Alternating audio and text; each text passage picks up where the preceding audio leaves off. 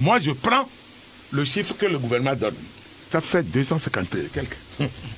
Le Togo n'a pas encore, depuis que Corona a déclenché 2019 décembre, jusqu'à l'heure où je parle dans ce studio, le Togo n'a pas encore fait 260 victimes de Corona, les morts. À l'Assemblée, on a eu un Corona. Personne n'a André Johnson. C'est tout. Bon, imaginez, si toute l'Assemblée, y compris le personnel, on a eu un seul.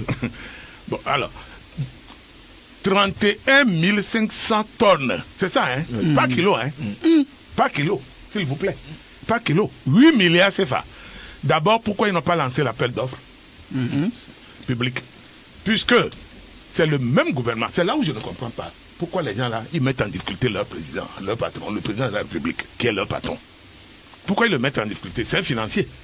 C'est lui qui a mis qu'après de 10 millions, il faut lancer l'appel. Quand c'est l'État qui commande, après de 10 millions CFA, vous lancez l'appel d'offres. Et qu'on donne chance égale à tous les souscripteurs. Vous comprenez?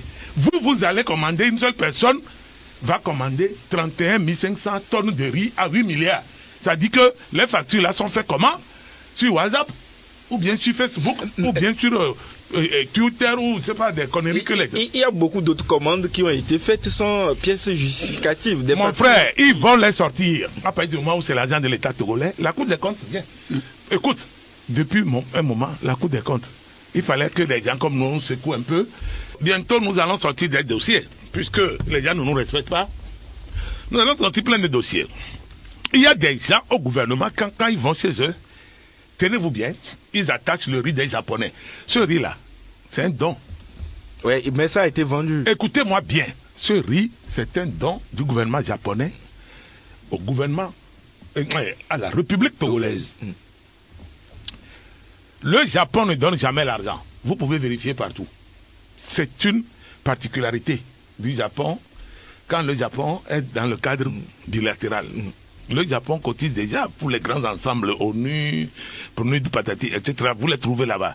Mais dans le cadre bilatéral, le Japon ne donne pas l'argent. Vous exprimez vos besoins. Vous comprenez? Vous avez vu plein de Toyota que nous avons. Ça vient d'où? L'État togolais ne peut pas acheter certains Toyota comme ça. Vous avez vu les Prado qu'on touche à certains barons? Les pick-up là. Ah non, laissez les pick-up. Mais comment? Il y a les Prado RTG. Il y a les Land Cruiser RTG. Ah oui, il y a les... J'ai vu maintenant les Highlander RTG. Bon, mais les Fortuna là. Oui, ça c'est bas de gamme, mais... Vous avez vu le nombre? C'est beaucoup, hein? Même les GMC. Les GMC, il y en a. Maintenant, le Japon donne. C'est comme l'engrais. Le Japon donne. C'est nous qui faisons l'ensachement au port. OK? Mais je crois que il y a un problème de gestion. C'est ça, le président est fâché. Maintenant, Ebomaf, je crois, a pris une partie du marché des engrais. Ça m'attriste. J'en parle avec beaucoup de peine parce qu'un étranger qui est venu devant nous ici, Route a fait quoi? Voilà, il a pris banque. Après, il prend engrais.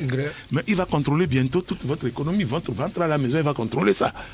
Parce que s'il a pris engrais, il va prendre bientôt les pesticides, les herbicides et les fongicides.